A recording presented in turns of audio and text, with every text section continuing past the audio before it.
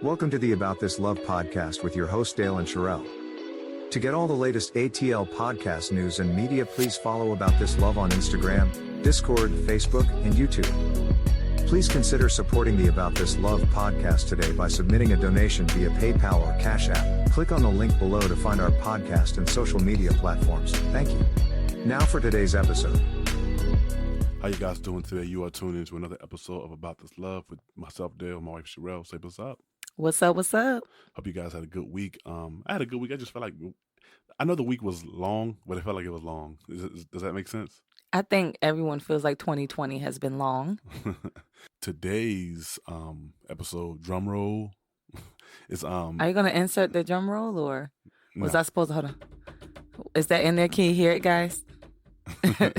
Now we're gonna be talking about married life after children. Married life after children? Yeah. Isn't that what you said? Oh, I mean, yeah, because that was kind of like our conversation. And you know, one thing I just thought about, if this episode comes out in 2021, then I was just thinking that would make sense that 2020 has been long. So I would just say winter has been long. I said the week had been long. You said 2020 had been long. I know what you said, but I said 2020 is long and now 2021, because I think that's when this episode might be coming out. Yeah, because for those who don't know, we pre-record our podcast episode. If that, I guess, hadn't been known, we pre-record all our episodes. Basically, I think the conversation my wife and I had off air was that oftentimes when people get married and have children, because when you have children consume so much of your life as they should. They kind of demand a lot of you. So when you're married and you have children, a lot of people have problems with shifting or with the husband and wife role after they have children. It kind of becomes just daddy mommy role, and mommy and daddy never get back to husband and wife, or if they do, it's kind of like it's never really priority. So today's episode, we just wanted to share a little bit from our own lives, and she wanted to tell a story about this movie that she watched. Wait, I wanted to tell a story about the movie? I mean, yeah, you was telling me about it. Man, you just make it sound like I'm this like old storyteller. Nah, I mean, I do take a minute to get to the point sometimes, because I'd be like, well, no, the story connect with what I'm about to say, and just listen, just wait. But no, I was watching a movie. Don't remember the name of it, but it was on Netflix. And of course, they're promoting all these like Christmas movies. So, you might have seen it if you hear how I'm talking about it.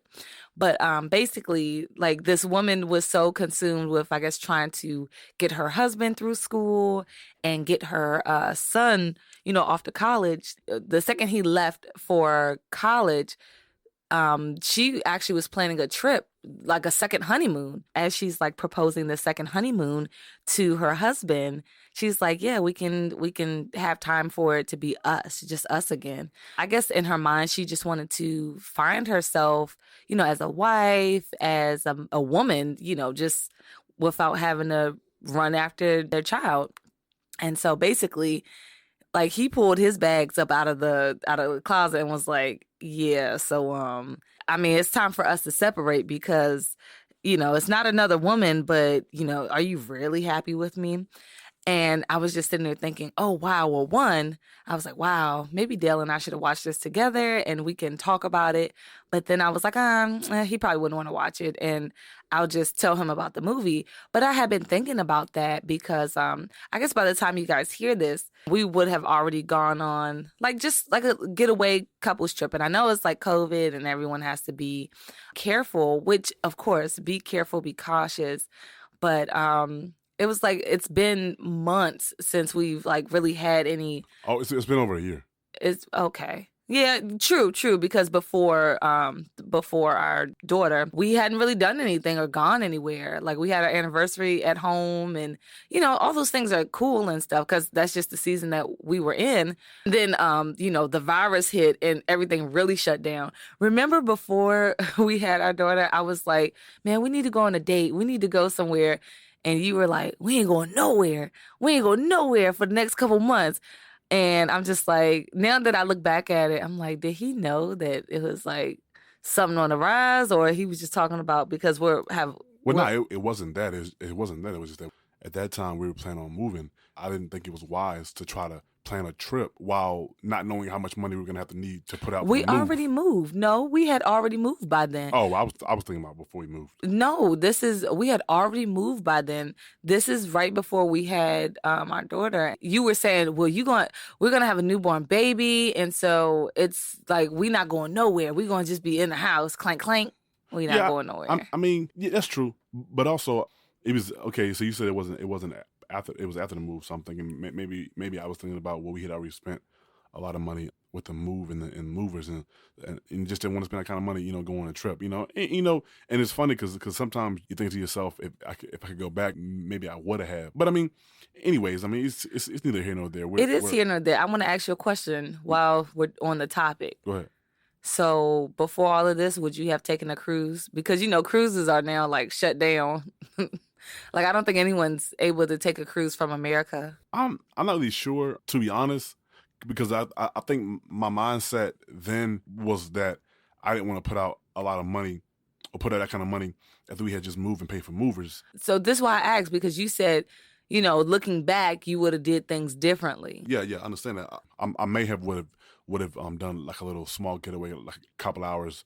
Couple hours? A couple hours away and just get like a little cottage or something. But still, because just think about it. Right after our first Thanksgiving, water had backed up into our house. So it's just like my mentality is always like, you never know when something's going to come up, if something's going to happen, and something did happen. And thank God that we had the resources and the finance to get it fixed. You know what I'm saying? So sometimes like I think about things like that. But in hindsight, with this trip that we're going on, I'm just thinking about how with the baby and the holidays and COVID-19, because I have so many vacation days that would have been used, so I'm off almost a whole month as far as vacation time. So it's like if COVID-19 wasn't going on, we would have been on at least 2 trips by now, or at least we would have used 2 weeks by now, So, but because of COVID-19, we didn't get to do anything all summer and all winter, and that was the holidays, and I'm off for a full month. So it's like, you know what?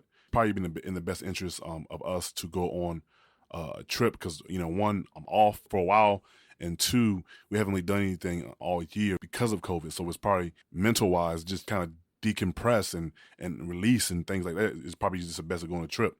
You know what I'm saying? Oh, yeah. No. I know what you're saying. I was about to say, well, we didn't have to go through all of this being on shutdown for you to understand it. But no, I'm just kidding. I'm always down for a trip. But, but that's where I notice our mindsets differ because I feel like we can always do something. You know what I'm saying?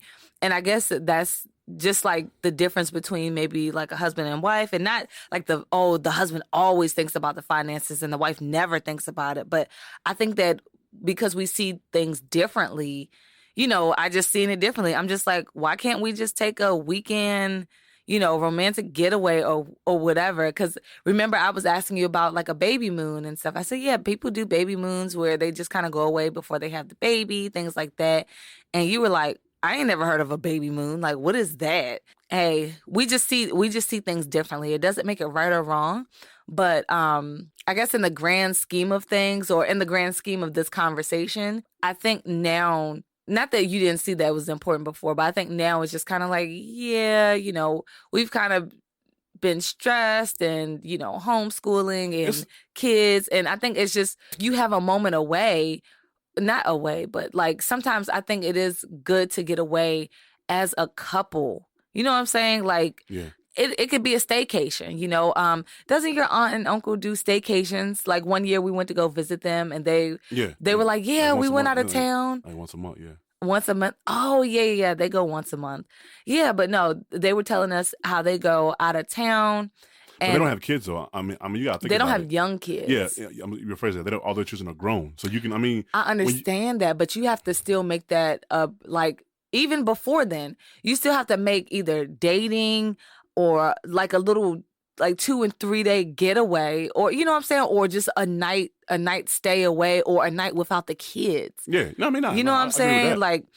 Just, and not being selfish with it, because I forget who I was talking to about it. Oh, yeah, when I was asking our friends, like, can they keep the kids? And I was just like, yeah, so I only want you to keep them like maybe 2 days, and then maybe like they can go over to my mom's. And then, my friend asked me like, hey, are you uncomfortable with them staying with me that long, or do you just want them to spend time with your mom? And I said, well, actually, take them. Well, take it as long as you want to. well, no, but I said, hey, You can for the whole month if you want to. Oh gosh, Dale. No, I'm joking. Not the whole month though.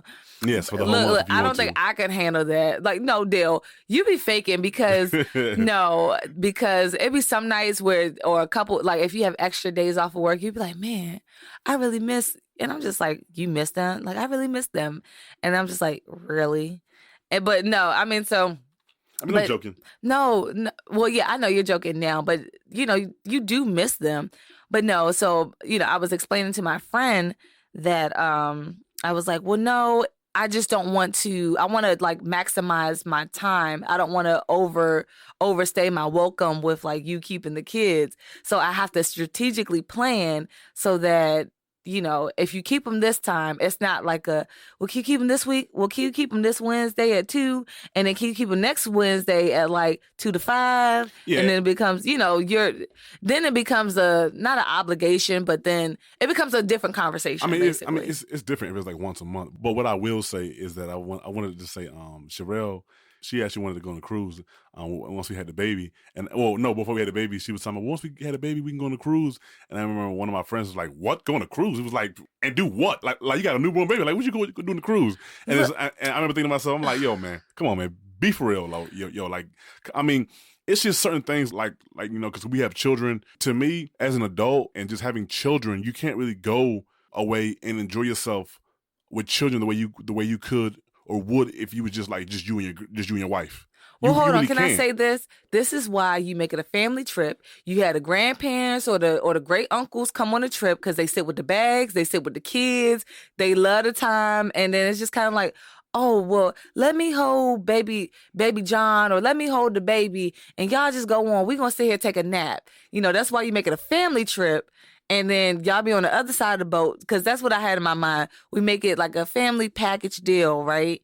And then like Lil John, and not Lil John though, but and the East Side Boys. I guess so. But look, hey, then it'll be a party cruise, right? Nah. But no, so you get the grandparents. You always get the grandparents or the great uncles, the great aunts who still got a little bit of energy to keep up with the little ones. And then they sit with the bags, they sit with the kids, and that was my idea with the cruise. So you want to throw me out there, but I'm just saying. But really what I was saying is that when you have children and you're married and you haven't been anywhere in a while together, just the two, you really realize, or you really should feel the need or should understand the need just to get away with just you two, because I mean, just like I said before, when you go on vacation with children, it's not as easy as just going. Like oftentimes people who don't have children, they don't really understand. Like man, my wife, if we go on somewhere, like, man, what took y'all so long? We're like, man, it's 4 of us. It ain't just 2 of us. It's 4 of us. We got to get the kids ready. Then we got to get ready. And then you have to grab diaper bags and grab bottles. So, so it's not as easy just to get up and go. But, when you're on vacation into another state or out of town or another country, wherever your spouse choose to do, it's just you and your spouse. You can just get up and go. You can sleep all morning, sleep all day without interruptions. But with kids, that's not going to happen. You know what I'm saying? So I just think that one of the things that I have learned now that we have, multiple children versus before we only had one child, but now we have multiple children, is that I understand now the importance to get away and just to kind of, like I said, decompress, and really get the opportunity to enjoy your spouse, enjoy each other's time and company without any type of interruptions, saying, not that I don't love my kids, because I do, but oftentimes, people just don't realize just how, when you have children, people kind of make their life solely about their children. So the totality of their life is about their children, and they kind of begin to neglect their marriage. So I just think that one of the things that I'm coming to understand as I'm beginning to be an older man and coming, have some years in marriage, is that now that I have multiple children, I see the need to get away, just to get away from the children and just be me and my spouse, because there's a need for that. Because if you don't pour into your marriage, then, it'll just be, it's like getting a jug of water or a jug of juice and pouring into a cup. You can keep pouring. Let's say you and your wife symbolizes the jug. If you keep pouring into your children, and after a while you'll be empty, and there won't be any time or energy, or you won't create a space for just you and your spouse. And so your whole marriage becomes about children. So I can see why when people's kids get older or go to college, they just roll out because the totality of their life became about the children. It was never really about us as a married couple. We have a friend of ours who has 3 children as well, and him and his wife are also going on a week trip as well. And I'm like, wow, I'm definitely glad to hear that, because I mean, when you married and you got 5, 6 kids, I mean, you need that. You really do need that. If you got 1 kid, you need that. That's one of the things we wanted to convey. And also, I wanted to say that as far as the movie, that actually happened to somebody in my family. They have 3, 4 kids, and the husband just one day up and just rolled out. So like I said, it's just another reason just to always create time away from the children with your spouse. What came to mind when you said that was emotional abandonment. I was just thinking about the things that people say, I don't know, when they don't feel like they're connected to their spouse anymore. And I think it's not like a physical thing because, we all know that you can be with a person, sleep with them, just kind of go through the motions. It's like, what's that song by Tamia? Do you remember it? No. Stranger in My House. That's the name of the song. And so, I mean, as a kid, you listen to it and you're just kind of like, you just like the singing. So you just sing it. I thought about that song. And then I thought about emotional abandonment. It's just kind of like, I'm going through the motions with this person. Do you even know who I am? So I'm thinking that's kind of what happens. And so emotional abandonment is the unforgiveness taken to its extreme conclusion when we feel that our spouse has hurt us and we refuse to forgive them. We look for ways to protect ourselves from being hurt again in the future. Basically, there's like unforgiveness, there's callous treatment, lack of effort, lack of time, fear of talking through issues. And so not that it is like obvious, like emotional abandonment, but I guess like throughout the years of just kind of going through the motions, you don't reconnect with your spouse, like because you're busy, like, okay, the children got this or dance or, basketball, school, homeschool. And then once they're gone, it's like, I don't even know who you are anymore. One of the things that a buddy of mine told me, he had, him and his wife actually have 4 children.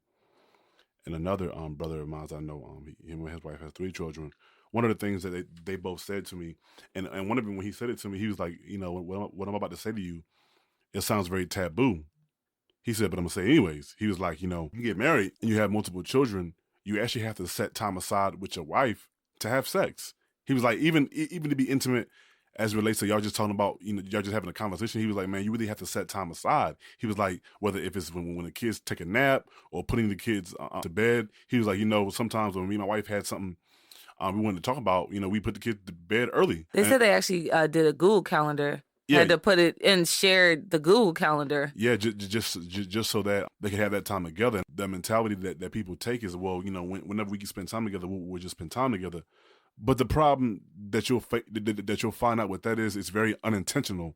And when things are unintentional, it doesn't really happen. You remember the saying, if you fail to plan, you plan to fail. So by not planning to spend time with your spouse, you're actually just saying we ain't gonna spend time at all. And just saying like, yeah, I spend time today with my wife and the kids at the park, like with your wife and kids at the park, like you spend time with your family, you spend time with your wife. And I do understand what people are saying. Like I understand because sometimes if you're at the park pre-COVID, if you're at the park and the kids playing, you can have a conversation. But even then, you gotta make sure your focus is on the kids so they don't, run away or not run away, but somebody don't try to snatch them up or whatever. So, and also not to offend anybody, because I don't want nobody who's listening to this who wife may have left or husband may have left to be like, well, that ain't why we got divorced, or that ain't why he or she left. So I don't appreciate you talking about that in your podcast, So but that's not what I'm saying. We're just saying. I'm just saying that from my own personal experience with a family member. That I'm married and have multiple children.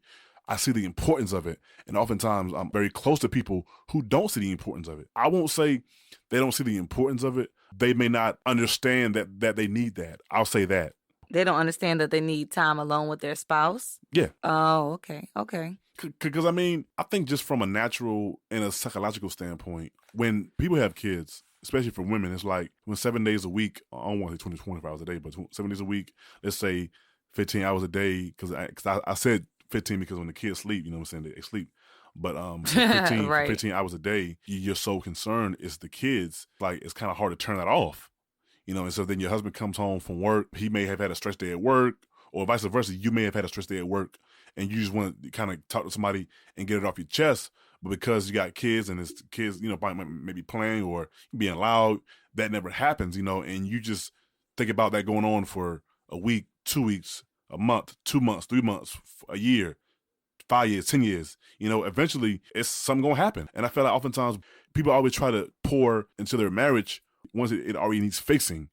That's why me and my wife, we're advocates of preventative maintenance. We get counseling when our marriage is going good and when it's going bad. We spend time together when our marriage is going good and going bad. Because if I do it when it's going good, it won't really be difficult to do it when times get hard. Don't say it won't be difficult, because it still be difficult, because we have pride, we have a soul. There's things that we just don't want to give up. Like what I'm saying is that, like, if we never spend time together, if we never go to counseling, by the time we actually need it, it's much more difficult to want to do it, because like I ain't never been there before. I want to buy my business. That's what I'm saying. But if I'm already doing it, I may do it begrudgingly, but I'll do it though. You know what I'm saying? Just as far as what? Because you're already going to counseling, or yeah. I would just say this. I mean, it'll be hard either way, because it's still a heart issue. Like if there's an issue that you don't want to address, or you don't think that it's an issue, but your spouse does, then, I mean, it's still difficult and it's still work. I mean, it's the same, like the example you gave earlier. It's like, if I'm pouring out here, there, like we more willingly can pour into our children, pour into our friends, into our work relationships, or our friendships, our family. And then our spouse is just sitting there like, hey, I see the jug is empty. Like, when we going to refill this thing? And it's almost like, well, refill it with what? I mean, and you're looking at all these other places or areas where I guess you have been getting fulfillment in those areas, like as far as with the great conversations with the friends, or, you're loving on the kids, or work, you've completed a task at work, and then you get home to like this wife or, this husband, and it's like, I don't got nothing left for you. Yeah.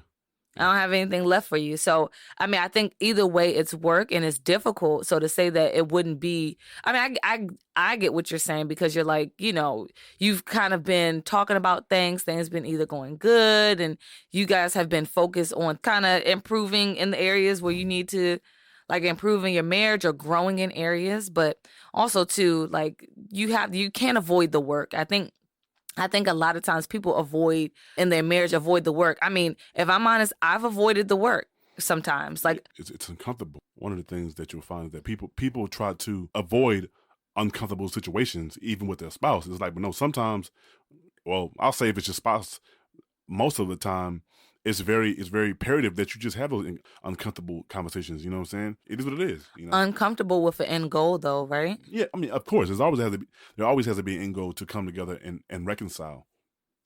Oh, okay, because I mean, we can have plenty of uncomfortable conversations, but it's just gonna be uncomfortable. It'll just be. You've heard the saying, like, "I got time today." Like, some people come to the table with, I got time to fight today. And it's not I want to fight because I want to make it better. I want to fight because I had a hard day at work. I want to fight because these kids get on my last nerve. or somebody says something slick at their mouth or whatever for like the third time, and I'm over it. But because your spouse is right there, it's like, boom, you done left the microwave running. I hate that. You done left the light on, or what, what I'm saying? And it's just like you don't realize that you are projecting. Yeah, I mean, it's funny because the other day, sure, I mean, we were talking about false humility in marriage. We dealt with it our first few years of marriage. It's like, well, she doing this, it really get on my nerves.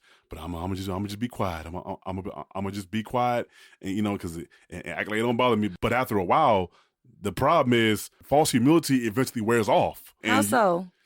Because if someone is doing something to you and I'm never addressing it, I'm just keeping silent, but inside is eating me up. Eventually, like a bomb, you'll explode. And I mean, I'm not saying you might beat somebody up or run somebody over, but it's like eventually you might have a fit of rage and just like screaming and yelling. It's possible, like, hey, you know what I'm saying? So it's like, if something bothers you, just bring it out to the forefront. Don't try to keep it inside, because if it bothers you and they know it bothers you, they might be able to correct it. And it's funny because we were on a call today about marriage, and one of the things that I said was that one of the things that kind of get people in trouble in marriage is unrealistic expectations, and expectations that they haven't made known, unknown expectations. It was like you're expecting something of your spouse, but they don't know what it is. So you get mad and you start to boil, but it's like they don't have a clue of what you even want or why you're even upset. Well, let me tell you And why. women do it a lot. No, I was about to let me explain. It's like, hey, but you all right? Mm-hmm. You sure? Mm-hmm. You was like, you fine. Nah, I'm all right. Like, you want to talk? Nah, I'm good. Like, well, you don't look, I mean, like, I know you when you're good. You don't look good, so just talk about it, you know what I'm saying? No, let me explain, because I knew you was about to go there. No. Over there dying in the inside. It's not funny. No, I was going to say, actually, you're supposed to understand that when we get married, that you automatically become a mind reader of your wife. Boom. Yeah, I mean, if only I was Jesus Christ. I'm not Jesus Christ, so hey. You're supposed to become a mind reader, duh. You know what's funny though? It's funny because I remember when I was a kid, I was in church. The pastor used to always say, "You know the funny thing about unforgiveness?" He was like, "You over there mad and bitter, and the person over there living their life happy." And you know what I'm saying? It's like it's true. It's like you over there mad at the world, and your wife over there or your husband over there like clueless and just having a good old day. Work was good, life was good. So it's like you over there mad, angry. It's like, hey, you know, a person can't correct, or a person can't address what they're unaware of. Even if you told them 500 times on that specific day, they may have done it again and may have not been aware of it. Just tell them again, or tell her again. Yeah, but at what point are you going to come to the real... You know what? I feel like this is a different conversation that we about to have because... because let me just say this. Like, we're talking about pouring into one another. We're talking about, you know, coming back together with your spouse. But it's like, I mean, I've used this word when thinking about how things could be going on with me. And because we're so consumed with, like, the kids, with work, and you know, just everything else in the world, you know, shoot, my grandparents, I feel like they consume with the news. You know what I'm saying? Like every time I turn around, you see that new COVID vaccine, you see that new, you know, what they said. They were shooting in Baltimore. Oh my God. Y'all know that? I'm like, I have no clue. Ain't nobody shooting where I live in Baltimore, so it's irrelevant to me. I mean, yeah. So you could just be consumed with all of that. And it's just like, so you did not see that I'm over here, because you said something about like we could be over here dying inside, and it's just like, when will you see that irritates me? And today I just needed that one thing to be done, or I don't know, it would have just been nice to get a pat on the back to just be like, you know, they're there, you know, you had a rough day, sorry to hear that. And I know the world doesn't do that, but I'm not expecting the world to do that. I'm expecting the one that I love to do that. What I will say is that what we do is, it's kind of like we know quite a few couples who have been married for, I'll say 13 plus years. Another couple 17, another couple who we look up to been married for 30 years. Oftentimes people look at people who've been married for a really long time, and they see how they respond to each other, and they see how sometimes, let's say the wife may make the husband a sandwich, and she knows he don't want ABC and D on it, versus you've been married for a year and a half, and she make you a sandwich. You're like, you know, on like pickles. It's like, but again, you're expecting something that somebody who's been married for 30 plus years have kind of accumulated over that time, and you're expecting that from somebody who's been married to you for a year and a half. They don't know you that well. Period. Okay, so then what do you say to the husband or wife who's been expecting something for about 5 to 10 years and it hasn't happened yet? What do you say to those wives or those husbands? You gotta be more specific. That's a very vague statement. No, I mean, you made a vague statement about the sandwich. So what if that was specific? That wasn't vague. Okay, you want me to be more specific? What if the husband has been expecting pickles on his sandwich for 5 years and the wife still does not do it? Pray about it. Pray about it? Seek the Lord. What I'm trying to get to is just that, like, and I was saying this to a friend the other day. I was just kind of like, expectations are a funny thing. You can look at someone else's marriage and you see what they receive from their spouse, right? They receive like a kiss when they walk in the house and flowers, or, you know, or just anything, or coffee or tea or whatever, like when they get home. And you could be over their home at that time, and you're like, oh, wow, every time John gets home, you know, he gets tea.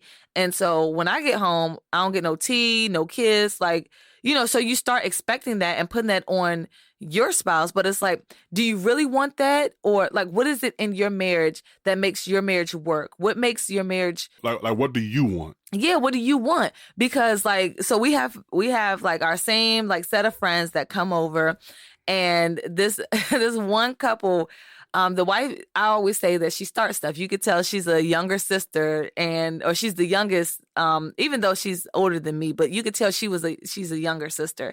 And I'm like, because you always over here starting stuff. I feel like that's what younger sisters do. They start stuff, right? But not in a malicious way. Just to kind of. Oh, no. Yeah, no, not malicious at all. But she joke around and like she'll say, "Oh, well, Dale, like, where's Sherelle's this or where's Sherelle's that? You got one for her too?" And Dale could be like, "Oh, she don't care about that." And then she's like, "Nah, she want one. She demanding it, right?" And so I'm sitting there like, I actually don't care about that. But I have to say it out loud, because then if I sit there and dwell on it, I'll be like, yeah, oh my gosh, well, her husband would have gotten her one. And, and I'll start to try to process that, maybe I really do need like a Bentley or a Range Rover, because, that's what, her husband got her. And so that's what I need. But it's just like, I don't really expect a new car. I really don't care about a new car. Like, I don't care about that. You know what I'm saying? So it doesn't apply to my marriage, and I'm not going to make it an issue if it's not an issue. We said all of that just to say that at the end of the day, for people out there who have children, do everything within your power to make sure that you spend that time with your spouse. I know some people, their work schedule is very hectic, so that they can't do it every week. Try to do it, every 2 weeks, or try to do it once a month, or try to do it once every other month. But do that and watch the fruits that come from that. Like, watch your marriage begin to bloom and begin to kind of explode in a good way. Like, watch the fruits of that. What are we doing? What do we mean? People can't do certain things. Setting time aside, like going to be with your spouse, going to be with your spouse apart from the kids. And for you guys that are married and don't yet have children, you'll be there one day, and this will all make sense. It'll all come back in full circle. You'll be like, man, I remember we listened to the About This Love podcast, and Dale said that. Oh my goodness, he was right, or Sherelle, she was right. Yeah, it's true, because people were saying this to us when we first got married. People were saying to us, we were like, man, we'll be all right. But now that we have multiple children, you're like, man, they were right. Like, sometimes you just don't realize how right people be. You're like, man, oh my goodness, I haven't been away with my wife in over a year, like alone with her in a year. Like alone, like not like no kids around, no kids in the house. Like, we haven't been alone together for over a year. Also, too, I mean, if only we can go back in time to when we only had one child, and I was trying to plan all these trips, and Dale was like, trips? I'm just kidding. I said, man, we had just moved, man. Get real. Trips? I'm just saying, like, if we can go back, like, if we had a time machine, we can go back and take that cruise. I'm just saying. I feel like in some instances, like women, like not like mentally, but women like children. They're like, yo, daddy, I want an RV. I want his house over there. Oh, really? Like, what am I, Bill Gates? Like, I don't have that kind of money. I mean, if you're not Bill Gates, like, at least make me feel like that you my Bill Gates. Like my wife was showing him videos on YouTube of people converting school buses to homes, so like tiny houses, and he's like, yeah, when we get our school bus, I'm like, yeah, wait about 10 to 15 more years. I'm just saying. Look, I mean, y'all, I just feel like I can buy you a toy school bus.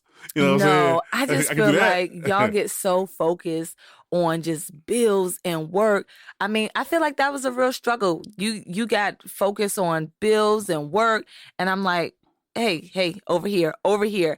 And I've heard other wives say that about their husbands, because like, not that because you're a sole provider or things like that, but I feel like as men, if you guys have a problem that you try to figure out in your mind, it's almost like it consumes your mind, and you almost like block everything else out and can't even, you can't even, compartmentalize.